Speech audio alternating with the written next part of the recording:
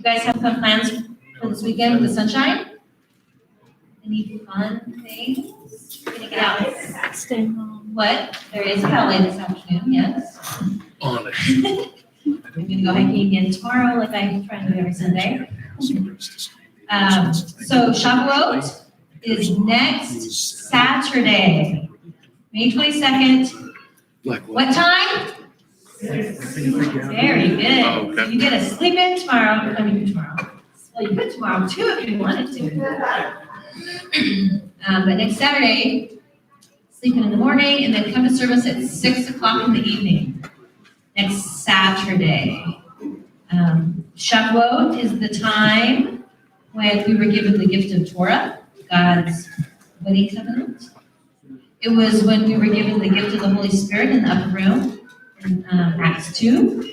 Shavuot is called Pentecost in Greek. People like your Pentecost more often. The wheat harvest, most prized harvest, is Shavuot. And it's also the day where you return for his bride. So all of these ideas are tied together in Shavuot. And we'll be talking about that and some other things. Do you have things planned already?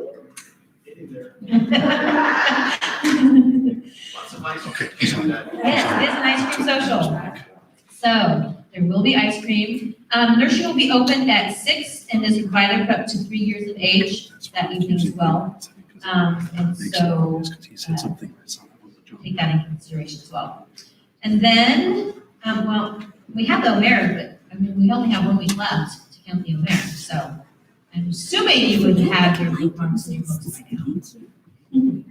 But if you're not, and you want to save this book for next year, there's some out there. We also have food in the foyer, so be sure and grab anything that you may need out there.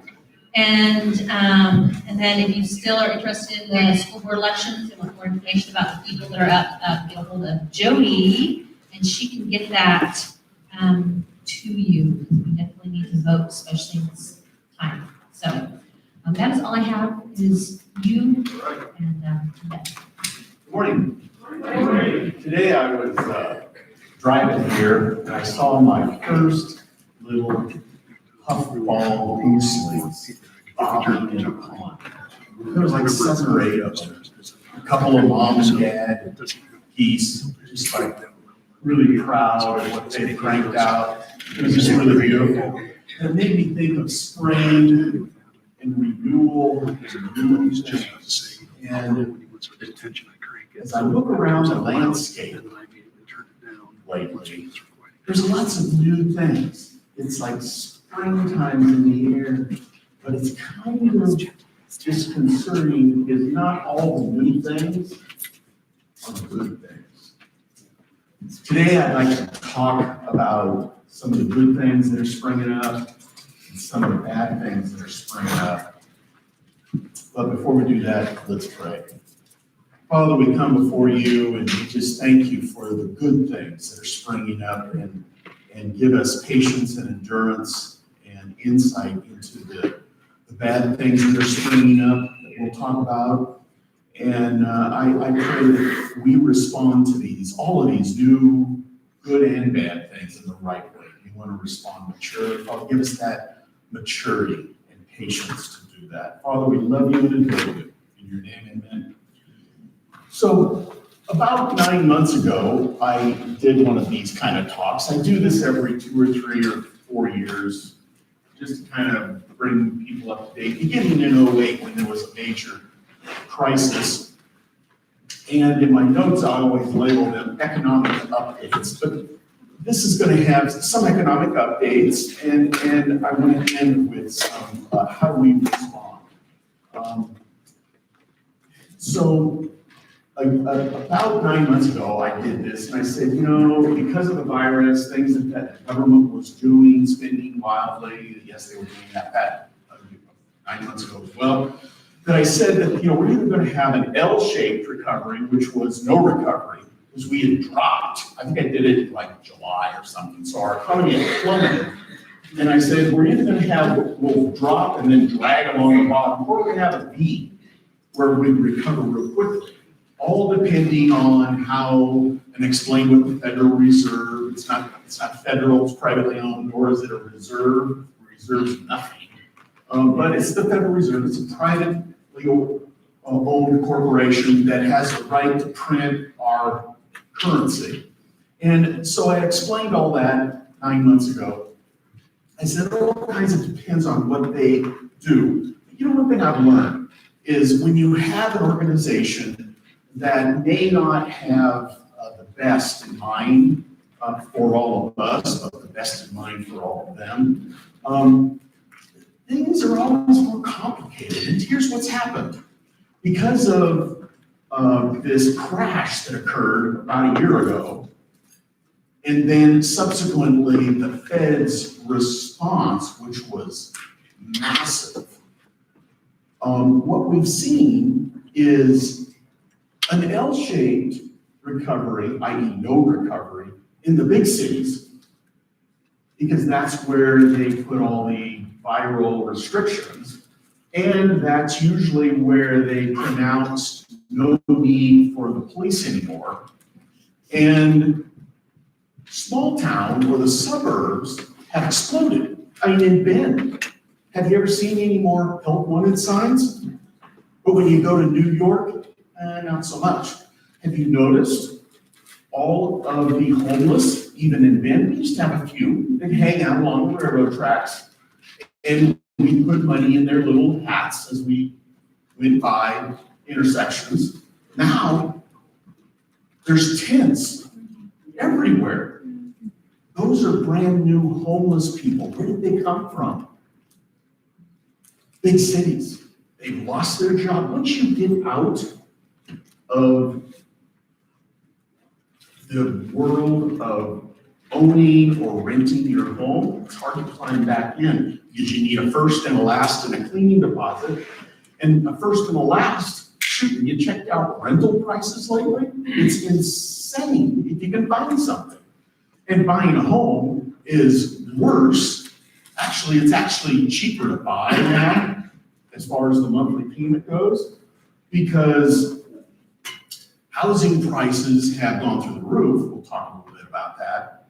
And so, but the interest rates have been plummeted. But in order to afford these things, you can't make what you used to make and qualify anymore. You have to, many times, have a significant down payment and a pretty good income.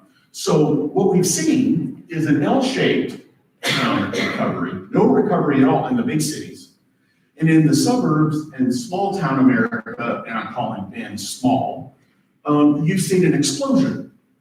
There's jobs everywhere, there's money everywhere, there's people willing to spend if they can only find a restaurant that's open. Or like I go into hardware stores, etc., and you as well, and other kinds of stores, food stores. You know what I was in yesterday, I wanted to buy, I wanted to buy some gadget. And I was in there and I was walking down one of the aisles and half the stuff was gone. There was nothing hanging, there was lots of hooks. So we're long on hooks, but short on the stuff that hangs on them, right? And you're going, what's going on? And food prices have not settled down. So we kind of had a mix. It's more complicated. We've had an L-shaped in the big cities and a V-shaped in small town America. So just to give, I want to give you some inkling, because lots of you don't follow the things that I stay abreast of on a daily or weekly basis. I kind of bring you up to speed on what's going on behind the scenes, and it's a personal application of what possibly could happen. In the first 7 months of this fiscal year, which starts October 1, the federal government works on a October 1 to September 30th fiscal year, okay? So for the last 7 months, the U.S. government has spent 90% more than it took in. So like, for example, if you took in $1,000 last month, this would be the equivalent of you spending $1,900. Now, how long would that last if you did that personally? Not very long, depending on how much savings you have. But the federal government has all kinds of savings. Not. It has no savings. Even the Social Security system has no money.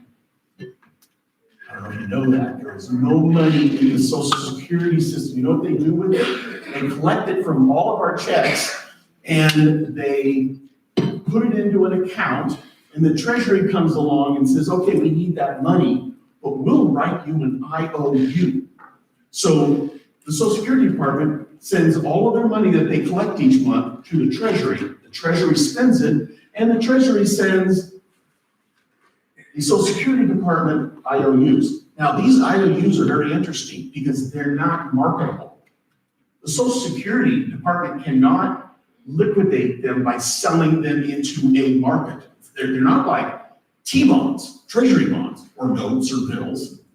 They don't give them that. They give them just a scrap of paper, like rip it out of your notebook. That's basically what it is. So when the Social Security needs money to send retirees or other folks that are getting money from the Social Security Department, they actually have to call up the Treasury and say, hey, we need some of our money back. And the Treasury goes, we don't have any money. Okay, what we'll do is we're gonna print up some bonds. So they call up the Federal Reserve, this private organization that has the right to print our money. They call them up and say, hey, we need $5 billion to cover the Social Security paychecks that are going out next week. We need to sell them to you. So they go, no problem. So the Fed, they don't have any reserve, they don't have any money, they just print it up. It's kind of like in your checkbook, when you need some money, what you don't do is just go, I need some money, 5,000 sounds good, I'm gonna write that into the deposit line.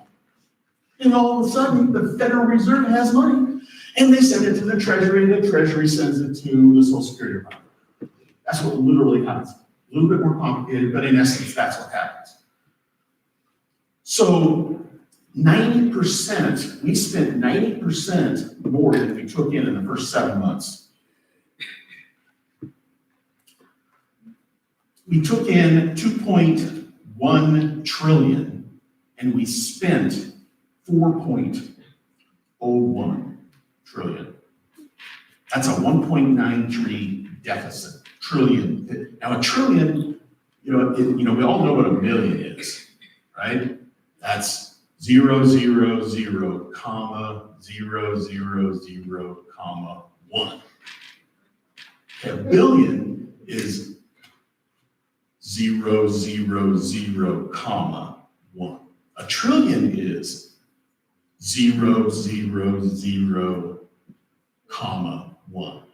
So a trillion is 1,000 billion, which is 1,000 million. Adds up pretty quick, doesn't it? So a lot of people out there go, oh man, we should be expecting lots of inflation. But those people have a misunderstanding and a misunderstanding of what the definition of inflation is. Inflation, if you look it up, it's actually an increase in the money supply, not the increase in prices at the supermarket. But we all think of inflation as increases prices for rent, utilities, food, clothing, but it's really not. But true inflation, increase in the money supply, eventually causes inflation at the supermarket. So we all think that that's inflation, but that inflation at the supermarket is really just a symptom of true inflation. So what has the federal government done over the last year? As far as printing up money. So there's some numbers here, so follow with me if you can.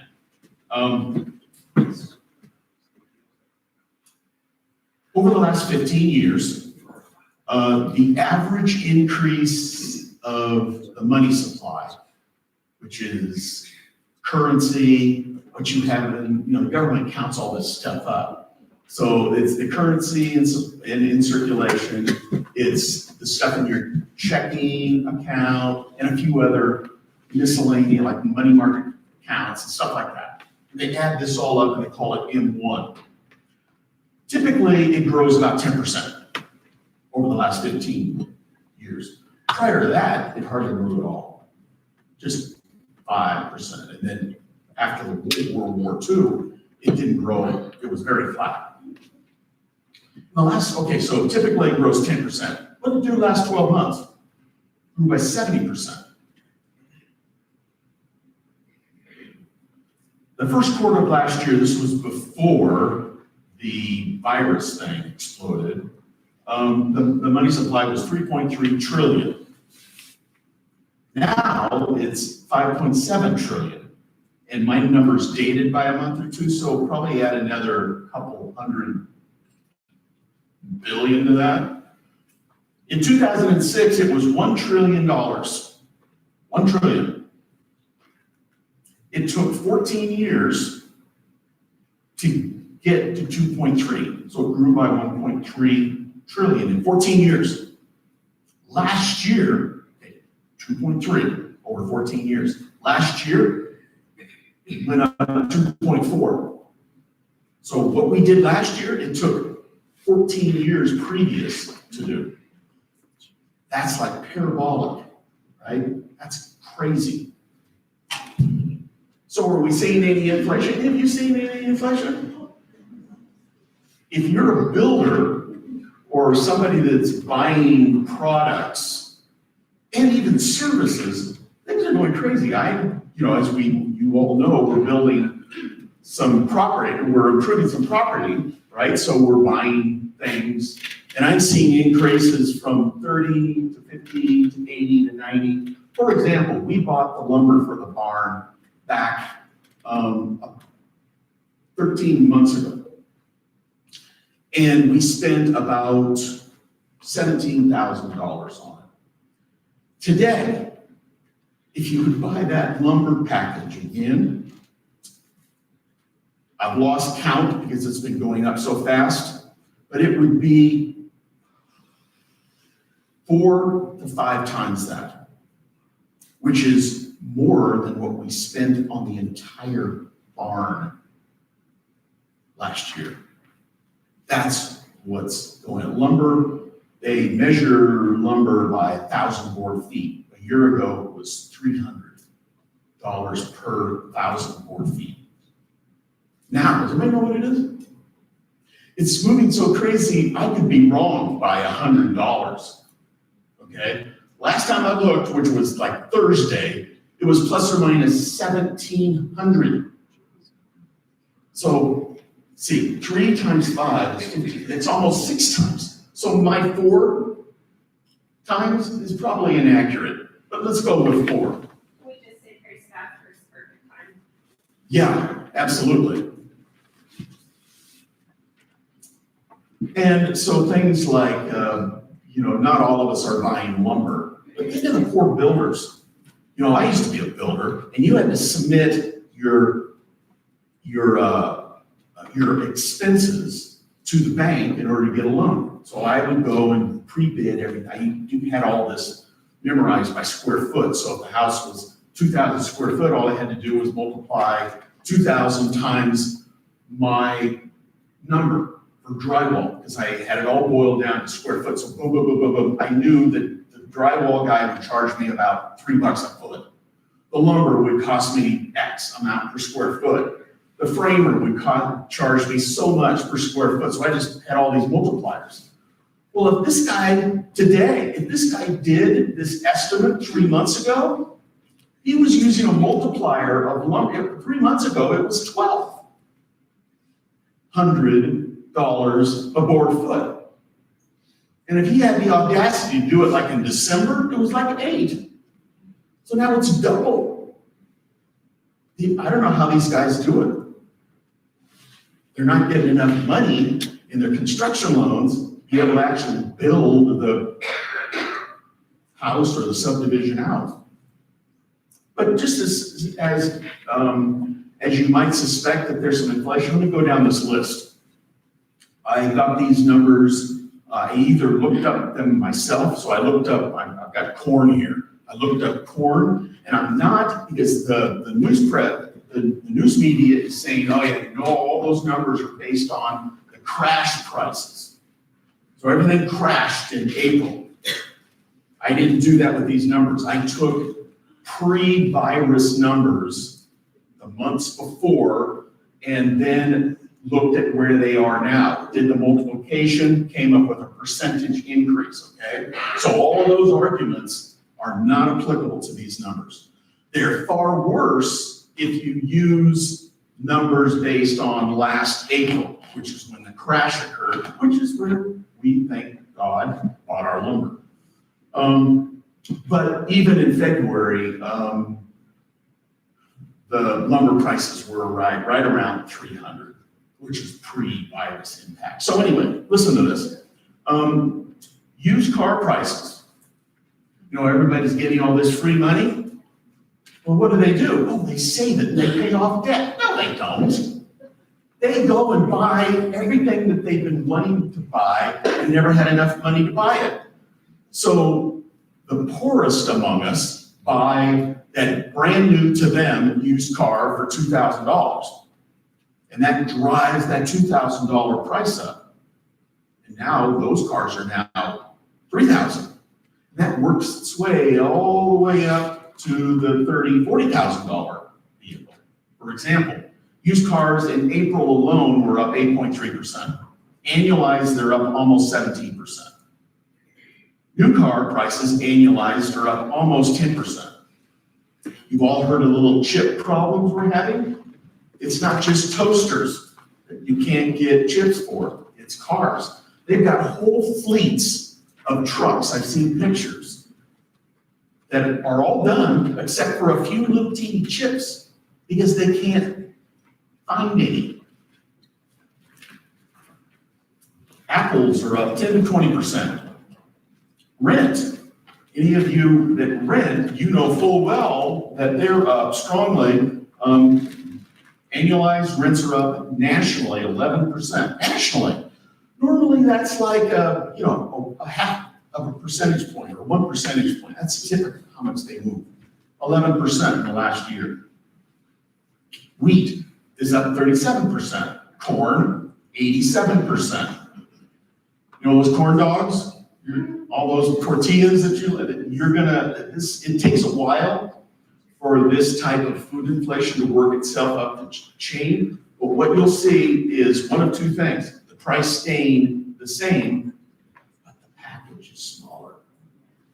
Or they'll move the price up. I've followed some of the large corporations that are suppliers and producers of our foods at a lot of the processed foods, and most of them are doing the reshuffling of sizes of boxes. So you're gonna see, instead of a pound, now it's 10 ounces. Price is the same, so you don't notice it. They don't want you to see the inflation. Corn up 83%, soybeans 71%, copper's in everything, especially all this green stuff that are being promoted. It's been, believe it or not, it's up 100%. I follow this stuff fairly oil up. Oil, I didn't use the crash. It was negative 40. Remember that in April of last year? It crashed. So the supplier of oil was paying the purchaser of oil $40 to take the oil off the producer's hand. Okay, that happened in May of last year. Great, I didn't use that because it would be a whole lot worse. I used what it was pre-crash, okay? 105%. You've seen gas go up, that's why. Lumber, like I said, is up at least 400 to 500%. Now, there's a guy his name is John, great first name, John Williams. And he's an older guy, and he's really kind of I've watched a lot of interviews with him over the years. I've followed him for several decades. Anyway, he manages shadowstats.com. And so I go there, maybe once a month, once every 3 months or so, just to see what he's saying. And because what he does is he uses Reagan era formulas to determine unemployment, inflation, and some other things. I don't know if you know this, but the federal government thinks that inflation is at 2% over the last 20 years. Okay? Why do they underestimate? We'll get into what they do. Why do they underestimate it? Because then if they actually reported the right number, all the Social Security recipients, all of the other people that are collecting money from the government, their checks would be a lot bigger. So they don't want inflation to be reported fairly. They want to manufacture a number. So it's 2%. In fact, it's actually been less than that, supposedly. Charles Stack, what he did before the government got into the business of manufacturing our statistics, which was during Reagan's time, he went back and he goes, I'm going to use the same formula, the same calculations, the same way of determining inflation that they did 40 years ago. And so when you do that, over the last 10 years, 15, 20 years, it's been between 8 and 10% on average each year. Now, what's been happening is in January, each one of these is an annualized number. So in January, his number was 9.1% annualized inflation. In February, it was 9.4. This March, it was 10.4. And last month, April, was 12.1. So you can see the annualized rate is accelerating, isn't it? I wonder if that's a harbinger of things to come. Unemployment, supposedly unemployment is like 6%. And when you drive down the bypass, you go, 6%? What happened? I mean, there's all kinds of Hoover bills.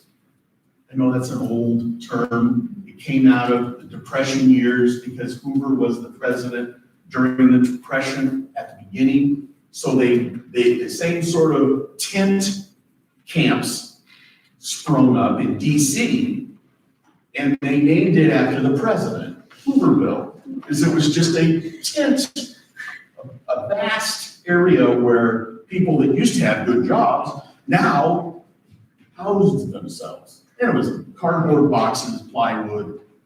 They didn't have tents, those vinyl tents. Why not? Because they hadn't invented plastic yet. So, if let me go back to inflation for a minute. It's very curious, like, here's what they do to manipulate the number. First off, they don't count gas and food. Okay, how many need gas and food? Okay, they don't count that in the CPI. They have another one that includes that, but the headline is always the CPI. They don't quote the one that includes food and gas very often. You have to be a knucklehead like me to do that, to find that number. So what they do, it's real tricky. Like, let's say you compare a refrigerator, okay, with last year. Let's say it's $1,000, but this year they come up with ice makers. So the cost goes up because that ice maker costs about $100. So instead of $1,000, it's $1,100. But you can't get, this is just an example, you can't get the old type of fridge anymore. They all have ice makers, okay? So what the federal government does is they go, well, because we can't get the old fridge at 1,000 and all the new fridges have ice makers, that 1,100 is now equal to 1,000. It's the same thing with autos. Every year or every month they go, okay, well now we have electric antennas, we have electric winch, all these little, well, they take that off the price of the increase. So they don't report the 11%. They report some little teeny number. But you can't get that car unless you want a used car.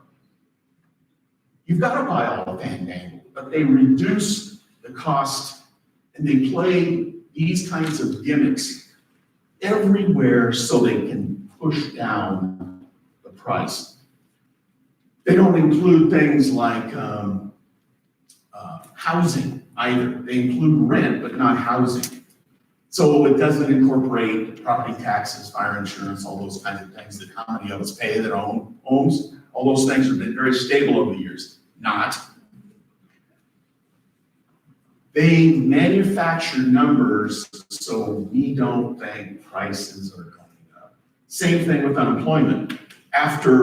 If you're unemployed and you have the audacity to stop looking for jobs because you can't find any, you're no longer, as far as the unemployment number goes and the federal government goes, you're no longer unemployed. Isn't that wonderful? So all you have to do to be off the unemployment rolls is just stop looking. And they'll just conveniently, it's very nice of them to do this for you, isn't it? They just take you right off the unemployment rolls. Or if you've been looking for a job for over a year, then you're out of the unemployment. You're not counted. And there's a few other gimmicks that they do. If you would count during the Reagan era, how they counted unemployment back then, you know what the unemployment rate is? Over 25%.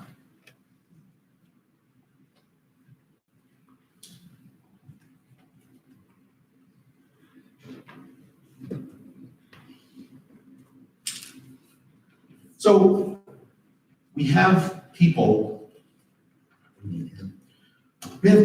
that are, and I'm not saying anything about whether these people are good or bad or indifferent. I'm just talking the facts here, okay? There's a lot of people really in need because of these viral restrictions. They should get what they need legally. But when the federal government gives out free money, what are the ramifications? Party, right?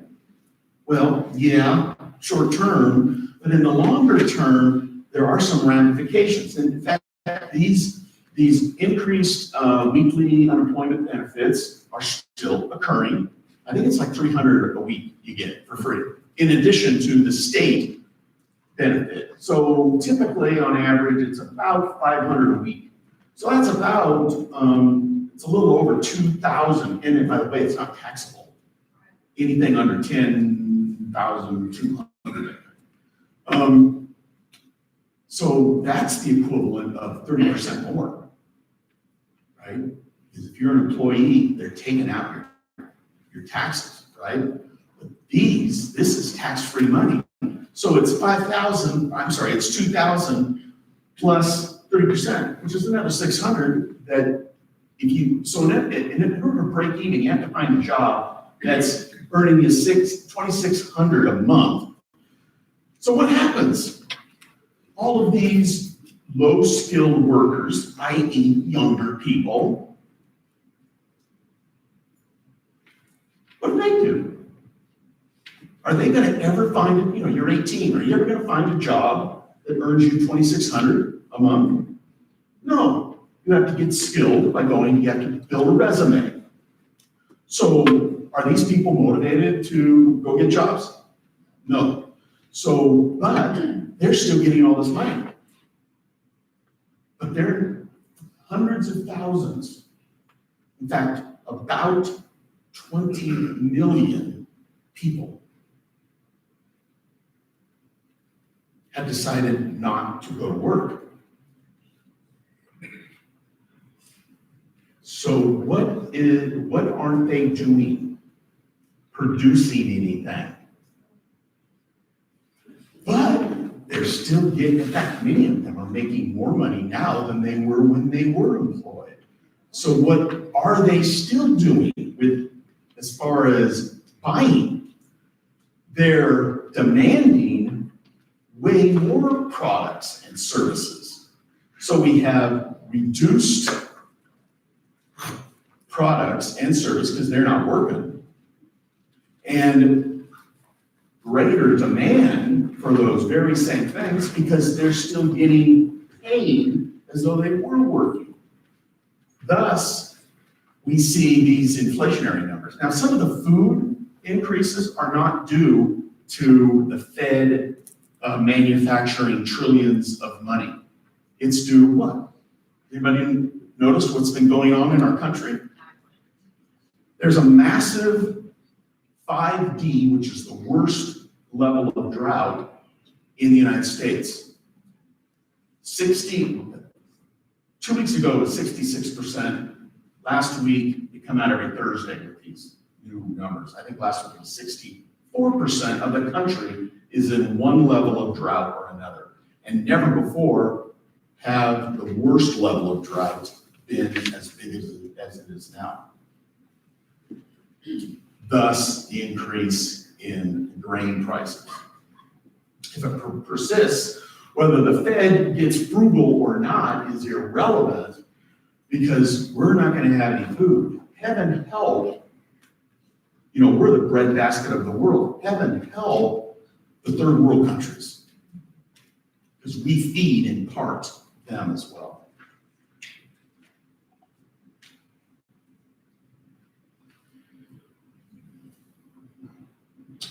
So the demand for products and services is up because of all this free money, and the supply is down because lots of people aren't doing anything. They're just eating bonbons at home on the couch. It's causing all kinds of disruptions in our supply chain. I don't know, I'll go here real quick.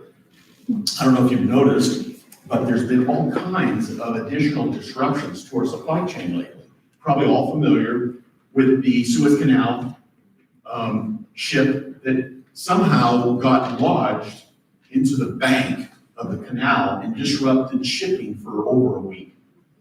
I don't know if you've noticed, but the last couple of days, some bridge inspector spotted a broken bridge somewhere, where? Oklahoma? Somewhere. And so now it's clogged up all the surface traffic, but that's not the issue. It's clogged up all the transportation on the Mississippi River. So that last count, I think last time I saw it 2 days ago, there was about 800 barges, mostly grains, that are on either side of the bridge waiting for an opportunity for them to go. And they're saying, who knows how long it's going to take to fix? Weeks, months, I don't know how many days. But nonetheless, it disrupts shipping. That grain is essentially taken off the market. And so is the grain that is sitting somewhere to be put on a barge. What are they going to do? Put it in trucks and drive it around? Well, we don't have the infrastructure. We certainly don't have the extra truck drivers. Have you seen shipping costs lately? Anybody tried to ship anything? I know there's a couple of people in this room that ship things regularly, and they've told me that prices are through the roof. They're finding other ways to ship because they can't afford the shipping. They can afford the widget, but they can't afford the shipping. Absolutely, absolutely. Things sit in harbor or on the dock for weeks on end. I know this to be true because I had it happen to myself, and a member of my family had this same sort of nonsense happen. So, yeah, there's some turmoil here. What does the Fed normally do when they see these kinds of inflation rates? Well, this happened. Remember Carter, President Carter? This happened during his presidency. And we saw inflation go ballistic. And what did the Federal Reserve President do? Remember his name, Volcker, Paul Volcker? Remember him? Well, he goes, we're not having any of this. I'm going to raise interest rates. I know very well firsthand what happened. I was a builder. I had this subdivision. I was building homes, and I had them all sold. I was just building them, waiting to finish them so we can close escrow. And I'm also, mortgage rates, all the mortgage rates on the homes that we had sold, which was all of them, were right around 10%. Imagine 10% mortgage, but people could afford it back then because some other issues. We were used to it, first off. What happened in the ensuing year and a half? By mid-81, mortgage rates were 16 plus. All of my pre-sold homes fell out of escrow. They couldn't afford the payment. And who on earth is going to borrow money long-term at 16%? Nobody. Oh, why don't they do that now? I mean, certainly the Fed is privy to this. They're seeing that if they wait too much longer, the ramifications, and they got more giveaway. The giveaway money is what's really at the root of this. And they've got more giveaway money coming. It's in the pipeline. Why don't they just raise rates and just clamp down the system? Because when you raise rates, what happens? You don't buy that lawnmower anymore. You don't buy that house. You don't buy that car. Anything you buy with debt, you're not going to borrow 16%. When it used to be 8 or 10, you can't afford it anymore. So what that does is it slams demand. Nobody wants your lawnmower anymore that you're manufacturing. So now what do? You're the lawnmower manufacturer. You're going, okay, lay everybody off. Stop buying all the materials that you need for your lawnmower. And it's a chain reaction down the domino. It has a domino effect, doesn't it? So demand plummets multiple levels and everything slows down. People get laid off, which is exactly what happened in 81. I lived through it. I laid myself off because I was the owner of my corporation. We laid everybody off. Why did the Fed do that? In the next couple of months, let's say it gets worse, and all of a sudden supermarkets just go crazy. They're already going crazy, but let's say it gets crazier. Right now, the Fed's calling it, what's the word? Transitory. Yeah. We'll see. Maybe it will be, maybe it won't. But if they tried what Paul Volcker did 40 years ago to get a handle on inflation, what would happen? Well, it would cause a recession for sure, because lots of us might lose our job because demand would plummet. But that's the minor thing that we should be worried about. What is really of concern is the federal deficit. Back when Trump lost the election, the deficit was right around 22 trillion.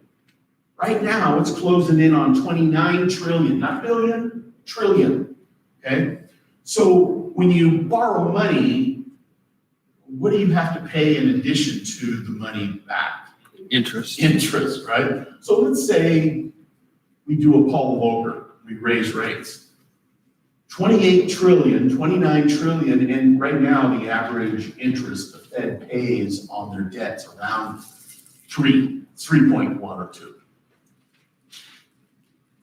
What happens if it went to 4 or 5? Right now it's consuming, I forget the number, I'm sorry, I can't remember the percentage of the budget that goes to interest.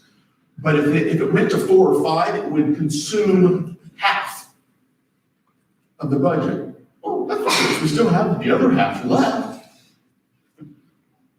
How much are we overspending right now? Huge amounts. We can't afford to pay more interest. There are, I don't know if you know this or not, but the stock market's going crazy. Why? Because when the Fed prints up this money that it's been doing, where's the first place it goes? The stock market. All you have to do to determine where the stock market's going is look at the Fed. If they slam down, make money less available, market goes down. If they print like crazy, the market goes up. It's that simple. Doesn't make any difference whether they're earning more or less. Because of this, interest rates are very low. So we call them in the industry zombie companies. And about 20 to 25% of corporate America that is publicly traded on the stock markets are what they call zombie corporations. What that means is the only reason they are surviving since '08 is because they have access to virtually free money. They've been able to roll over, they have a bond issue that came due at 12%, and they rolled it over at 2%. So it's almost free. That's the only reason why they're staying alive.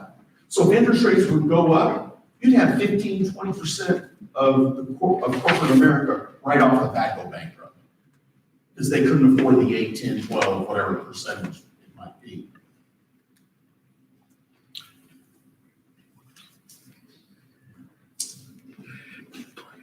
So the Fed's in a pickle. If they raise rates, what happens? The economy crashes. Corporate America goes bust. And that chain reaction goes right to all those investors that bought those corporate bonds. They get hit. Some go bankrupt because they're not diversified.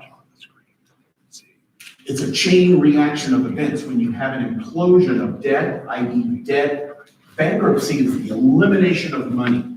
Debt is money. It's another form of money.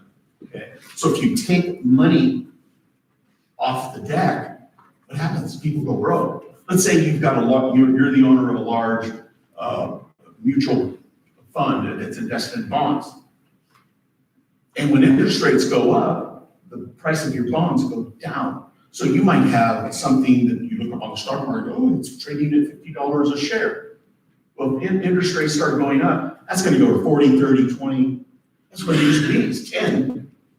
Back 4 or 5 years ago, they were at 10. Now they're at 50. Why? Because it's a disproportionate relationship between interest rates and the price of a bond. Interest rates go up, bond values go down, interest rates go down, which is what's happened. Bonds go up in value. So we would be, if the Fed pulled off a Paul Volcker like they did in '80, we would destroy our economy. So what's the other alternative? Well, they can just keep meeting the need for money by continuing to print and spend, right? Which is, it looks like that's what they've chosen to do over the last year. They've printed and spent to the tune, in the last 13 months, they've spent or printed $12.3 trillion. Okay, so what happens is the Treasury needs some money to send us all those little gifts they've been sending us, right? And all the rest of their spending. So it doesn't actually happen like this, but in essence, this is what takes place. They call it the Federal Reserve. Federal Reserve creates money, and they buy the new bonds that the Treasury just printed up. Okay? Now, there's another trick that they do. So the Treasury can raise money by borrowing, just like you can raise money.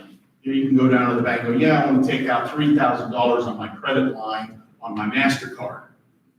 And they'll go, oh, thank you, Mr. Klein here, and we'll charge you a little fee for that. Here's $3,000. That's what the Treasury is doing. The problem is nobody's buying the Treasuries anymore because they see what the Fed is doing. So the amount of foreigners that are buying Treasuries is going down. What does that cause? A greater demand for the second way the Fed creates money. So you would think that with all of this dollar inflation, remember the M1 supply we talked about going berserk, that interest rates would be going berserk. The markets are not free. Do not think that the stock market, the bond markets, any market you want is freely trading based on market perceptions. It's all being manipulated. Well, interest rates, longer term, like 10-year interest rates have been pretty stable over the last 3 or 4 months, right around, they've been between 1.5 and 1.75. Why? Why haven't they gone up? Because the Federal Reserve steps in and they've been buying all of these bonds that are being dumped onto the market. Thus, the money supply has gone up $6 trillion. That's what causes the money supply to go up. The amount of dollars out there, the Fed is creating dollars by buying debt, taking the debt out of the market, creating false demand, so interest rates stay down. But in the process, creating all kinds of liquidity or cash.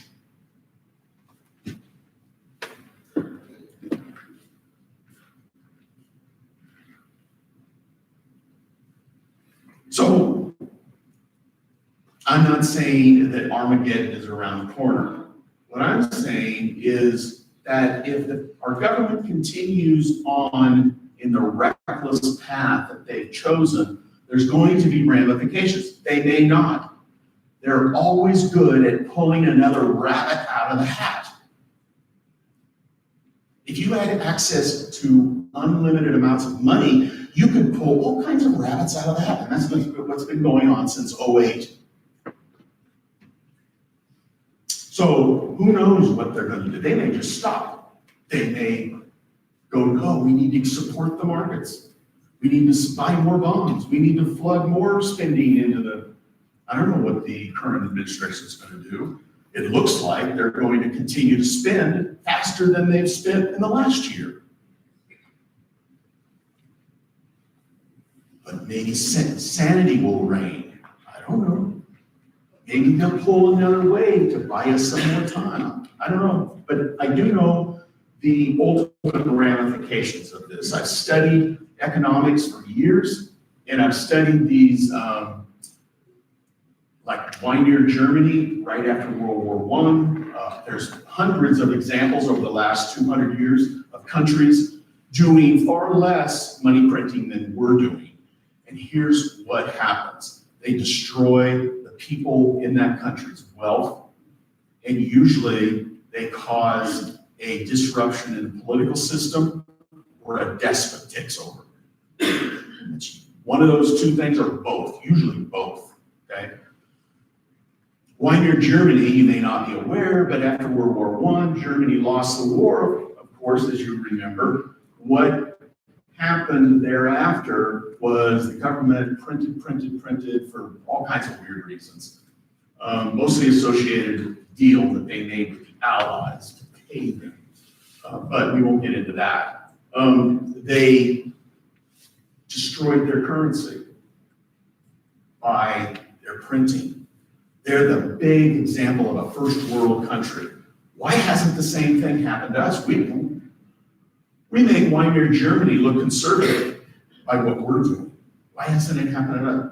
We're the world reserve currency. So when the United States wants to buy oil, all we have to do is create a bunch of dollars and give it to Saudi Arabia. When Germany wants to buy a bunch of oil, they actually have to build something. They get paid in euros, then they take their euros, convert them into dollars because Saudi Arabia only takes payment in dollars. Most commodities in the world only take payments in dollars, so it supports. Everybody has to hold dollars because everybody needs copper, grain, oil, whatever. So it supports the value of the dollar because there's a big demand for it because everybody wants all their little things that they want to trade for, but they all have to work for them. Where we can sit back and go, oh yeah, we don't have any money, but we do have money. We just call it Federal Reserve, they'll just make some more. That's what, in essence, is occurring over the past, since The Brentwood Agreement in 1944, that's in essence what has happened. We've destroyed our currency starting right after the war. But it took time.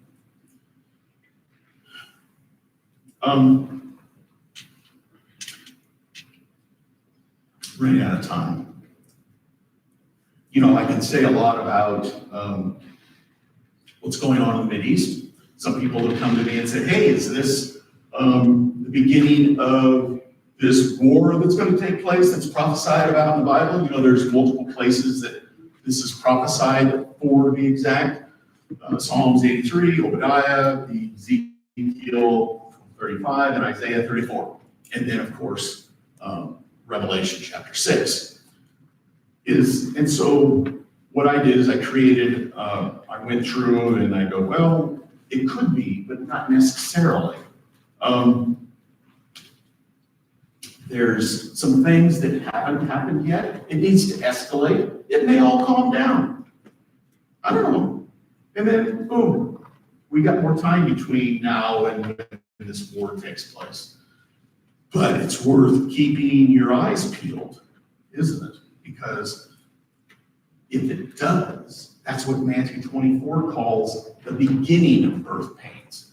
And Matthew 24 is a short little description of the 7 seals in Revelation chapter 6.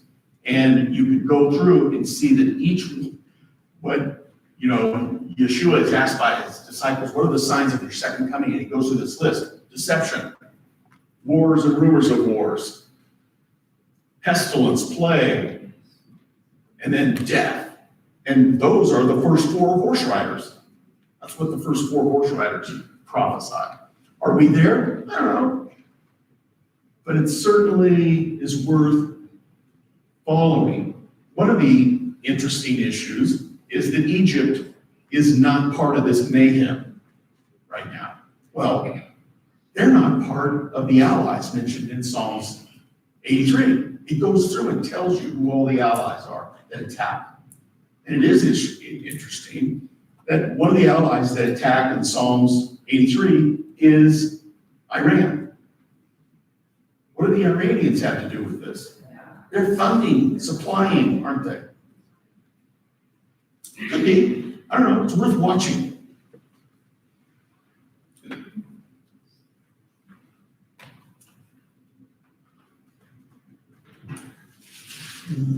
Running out of time. Let's skip this.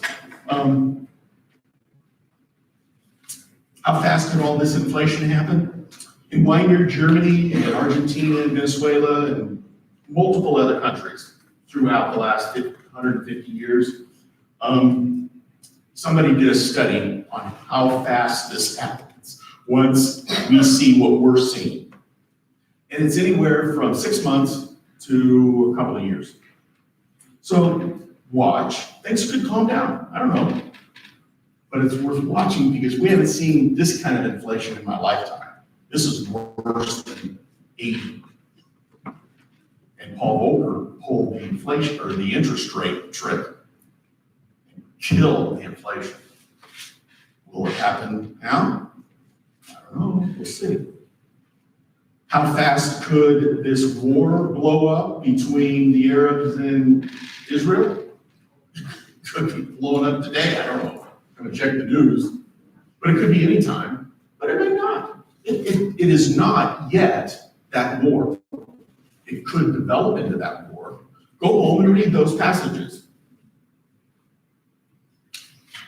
And you'll be astute to watching for the particular events that identify that war as that red horse rider war. So, you know, certainly with all of these kinds of events occurring, you know, it should catch our eye. Not in as much as, oh my gosh, yeah, our economy is kind of weird. It should be, oh my gosh, wasn't this prophesied about in the Bible? Maybe I should get a clue. Maybe I should. It may not be, but you know, it's kind of like the wise man. What does Psalm say? It's the wise man, or Proverbs, the wise man sees something, a disaster coming, and what does he do? He goes, I don't know. I'm gonna go have lunch. No, he prepares, right? So, it may not be the end of the world, but it might be a bad event in our national future. So what would be a proper response? I'm just gonna run through this quickly because I'm running out of time. I want to get to the last page. Certainly diversification, if any of you are managing, your retirement money, diversification is astute. I wouldn't have all your money in one thing. I would have it spread out. And if you want specifics, see me afterwards. This is what I've done.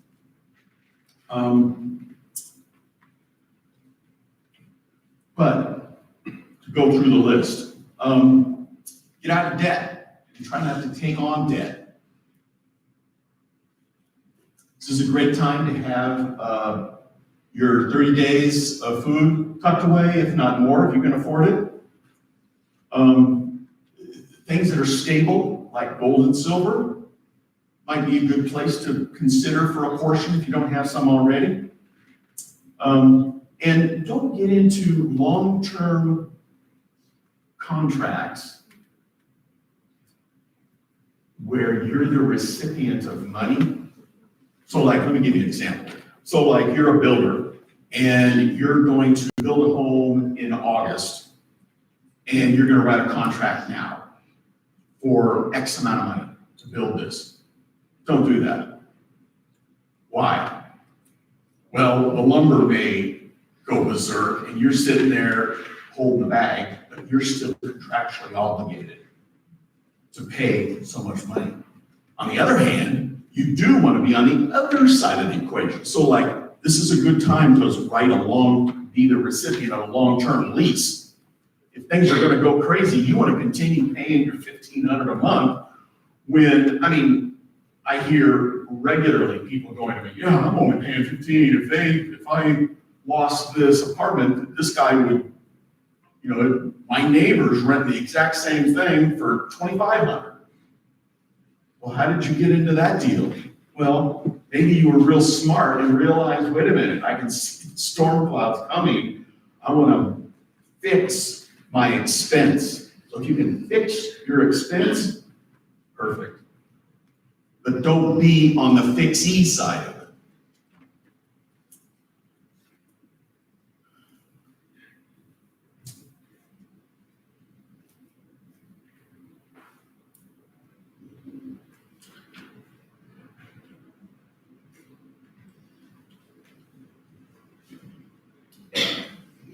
During times of crisis, it's real prudent to have gotten your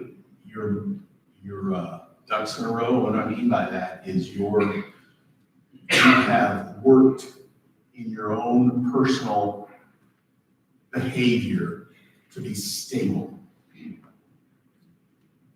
And so over the years, I've kind of developed a list of, because we do some counseling from time to time, I've seen what attributes stable people have and what attributes unstable people have. And so let me read you this list as I'm almost out of time. Unstable people, and I'm talking about believers, and I'm going to talk about your personal relationship with God, because all good things spring from a good relationship with God, even if you don't think so. People that are stable, they're regular attenders of their chosen congregation. They're not flakes. They don't show up once a month or on some holiday and think that they put in their ching ching, put in my time, up in God's blackboard up in heaven, he just put a check right there next to my name. That's not how it works, is it? I find that these people constantly have a chronic issue with doubting God. They doubt for their salvation. They have a bad hair day. They were a big sinner on Tuesday, so on Wednesday, they don't think they're a believer anymore. Or maybe it's more subtle. Maybe it's, I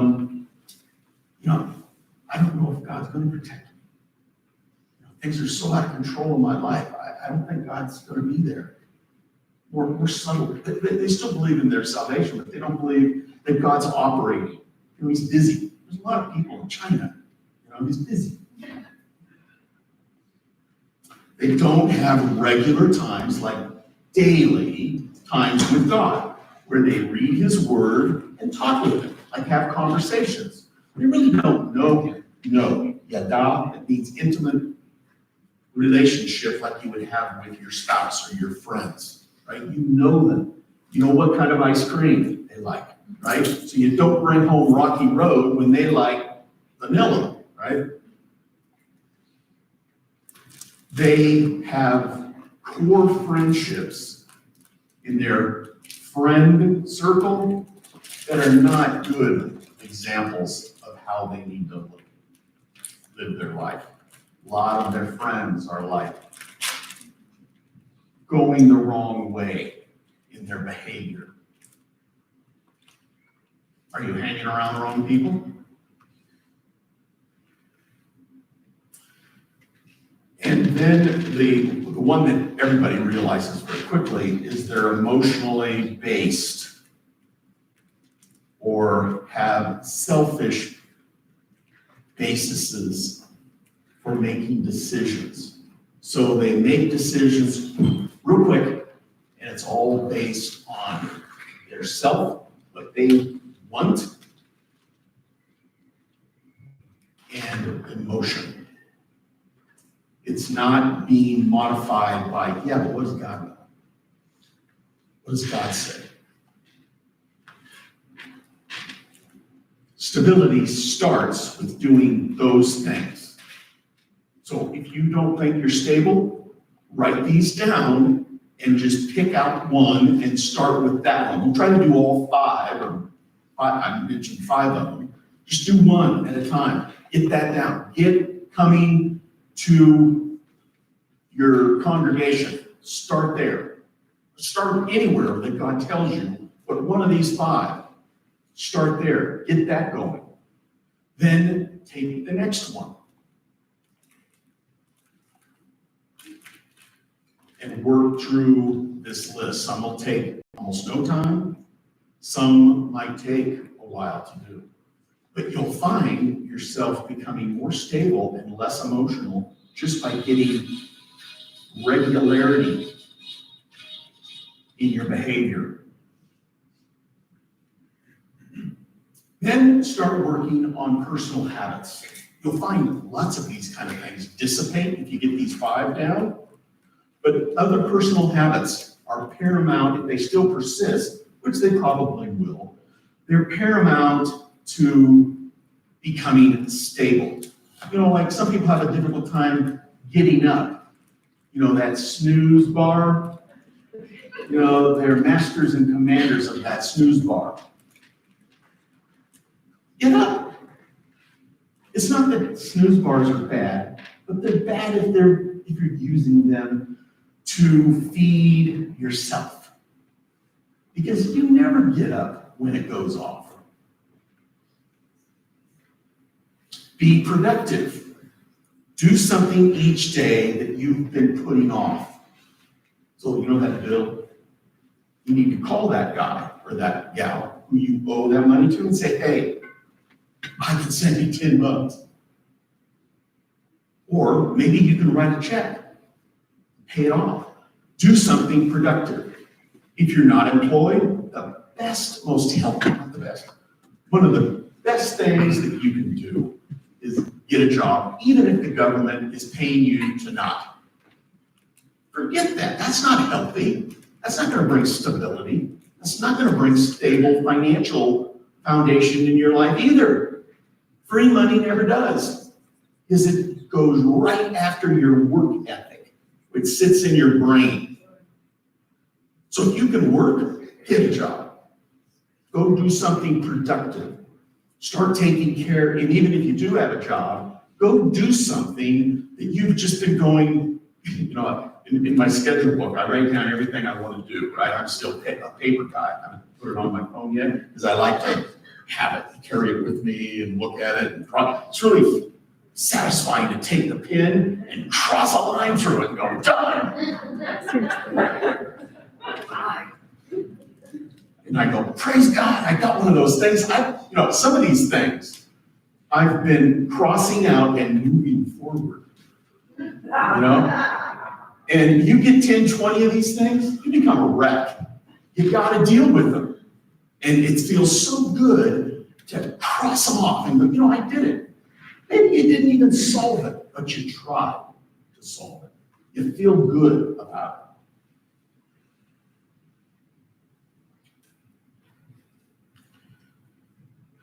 it. And then, how many of you know Jordan Peterson? He's a great guy. You got to search on his name and on YouTube.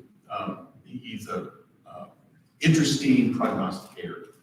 He's a psychologist who has become internationally known for some interesting positions that we all share with him. But he's got a whole list of things like I've got here, of things that you can do to be personally dealing with proper behavior. And one of them is clean up your room. In other words, like most of us are adults, clean up your house. How can you be in order? How can you live an orderly lifestyle when you walk into your house and you can barely, when I was a builder, I got enough time. When I was a builder, occasionally they'd call me up and say, hey, there's a leak under the sink or some little thing, We guaranteed the homes for a year. And so I go inside and I kid you not, the kitchen was over there and you walk through the living room and there was a path through the living room that you could walk, you had to be careful, and then there were like off ramps. You could go over here and there was a lounge chair. And there was dirty plates and clothing and laundry, trash of all sorts. And if you wanted to go back, you had to go to the main freeway. And finally you would arrive, not kidding, and it was more than once. I can't believe people operate like this. None of you do, but if you're not, take a look at your car. Is it piled with rubbish and, oh yeah, that's been in there for 3 months. If things are neat around you, you start thinking neatly as well. Hey, I want to clean that up because that's one little mess. And guess what? That'll always turn into a bigger mess. Because then what you do is you go, well, here's a mess and there's a mess. So if I unite the two messes, I only have one mess. It's still the same. Of course, it doesn't work that way. Eventually, it fills up your whole living room. So you have little freeways. It was hard for me to hold back when I walked into this one house. I'll never forget it. Sweet people. And I just couldn't believe it was like from the path, it angled up to the wall or the furniture. But this wasn't hoarding. This was just, there was plates with crusty old food. And this was just messes. This wasn't like, oh, we're going to collect candles. No. Clean, I can't believe how much negative reaction Peterson gets when he says, well, if you want to try to tell the world how to clean up their mess, he's talking to liberals usually, and college students, why not start with cleaning up your own room before you try to tell me how to clean up mine? You can't believe how much flack he gets for saying that. But where did Peterson get that? That's right in the Bible, isn't it? So if you're living a messy lifestyle, clean up your act. It'll clean up your own mind, and you'll start But this last week, I've gotten into a bad habit. I'll pull the drawer out in the dresser drawer, and I don't close it all the way because it's kind of difficult, Rollers, there should be little bands that just suck the drawer right out. But no, nobody thought of that. So Jody goes, hey, can you push the drawers back in? And I go, that's really something I could work on, because I pull them out and there's no rubber bands, pulling them back in. So I'm going to be working on that. But it's just little things that we become lackadaisical about. And if you're manifesting lackadaisical things here, guess what? It's occurring over here too. It's sneaky how bad habits hide themselves around the corner. Don't excuse yourself. Be your worst enemy. I'll end with this. I looked up the word stable. It's pronounced kum. It's kuf vav nun, and it means someone that's prepared. So are you prepared for maybe something huge, maybe something biblical, or are you prepared for what might be around your personal situation? Do you have savings built up? Are you stable emotionally? Are you regular? Or is your little crisis going to cause all of that to be blown up? Are you going to get mad at God? Are you going to be an emotional wreck?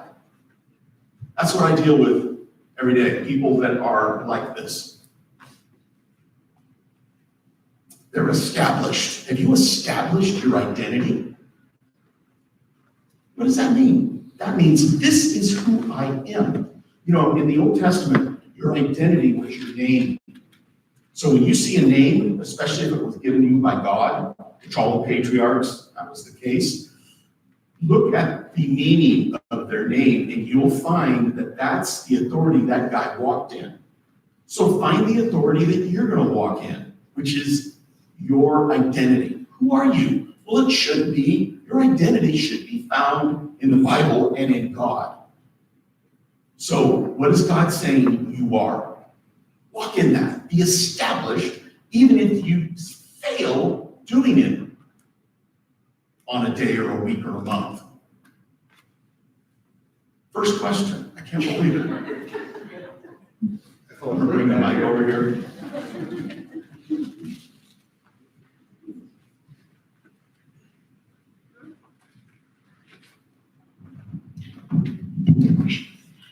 Something else that that this reminds me of, that stands out to me, is I was just having this conversation in the lobby earlier, is that also looking out for how in that identity your gifts that God has specifically given to you, gifted to you, talents and skills can be applied in that congregation that you're coming to consistently. So find that thing that God, and usually that's repeated again and again in your life. It's a cycle. People will keep telling you, man, you're so good at this, you're really great at that, and you'll hear that from teachers or parents or whatever, and you find out what that thing is and figure out, ask God how you can apply that in that congregation that you're coming to regularly and consistently, because we are a body of believers and we need you, that piece, we need you to function properly and to receive the things that God really wants to give this congregation as a whole. We can't do it without you. So you have to be asking God, and when you're looking to feed into other people, it's interesting how God takes care of you very naturally, and you don't really think about all of the areas that you're, that are chaotic as much. That's true. For me, it was different. But how God many times operates in our lives is He gives us a desire to be an X. For me, I wanted to be a biologist, okay? But once I got my degree, He goes, okay, we're done with that. Now we're going to be something else. I'm going, I don't want to be something else. I want to be this. He goes, well, yeah, I know, but you're going to be this. But sometimes, and I think usually, He gives you a desire to be something. Little did I know that He was making something in me. And he's making something in you. And he was making something in me against my will. But with you, maybe it's per your will. So he'll give you a desire. Follow that. As long as it's holy, follow that. And you may be dissuaded by the enemy. He goes, you can't do that. Because that's what he does. But you should go, well, I'm going to follow this until God says not to. Because maybe God's saying to follow that. Anyway. Ready is another definition of stable. Are you ready? Are you ready for a crisis personally? What would happen if you fill in the blank? This may not be biblical, but it might be a personal if. Are you ready? Well, if you go, gee, I don't know, that scares me. Well, you got some shipping and shaping up to do, right? Certain. Are you certain about your salvation? Are you certain that God is for you and not against you? And then the last one is firm. You know, God pictures him all throughout the Bible as a rock. He is the firmest thing you can imagine. It's a giant boulder. He's called the corner stone. It's not a corner pebble. It's a giant boulder on which they would do what with? They would build their house or a building. So you're the building. What are you building on? If you build on something that has these attributes, you'll be stable, be firm. Anyway, let's pray. Father, we come before you. We thank you for this time together, and I just pray that we all look inside of our own lives and see if there's some firming up that needs to be done. And make it clear what that is, whether it's basically being maybe too emotionally bound, or maybe we're a little too selfish, or maybe there's just things that need to be regular habits that we know are sound and principled. Father, I pray you would bring them to our attention. Go, look, I need you to fix this. And give us the fortitude to push the drawer in and not leave it out. Clean up all those little things in our lives that makes us unstable. Father, we love you and adore you. We thank you in your name. Amen. We don't have any bread, but let's stand for the Aaronic blessing.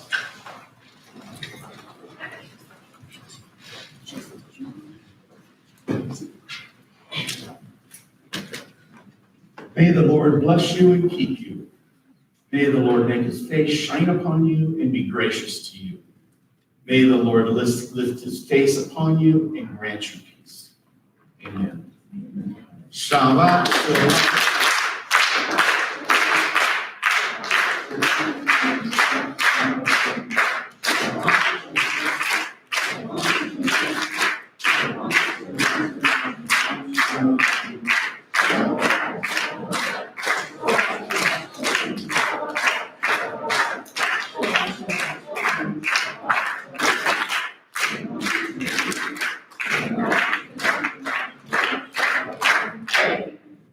Have a wonderful Shabbat and a wonderful week.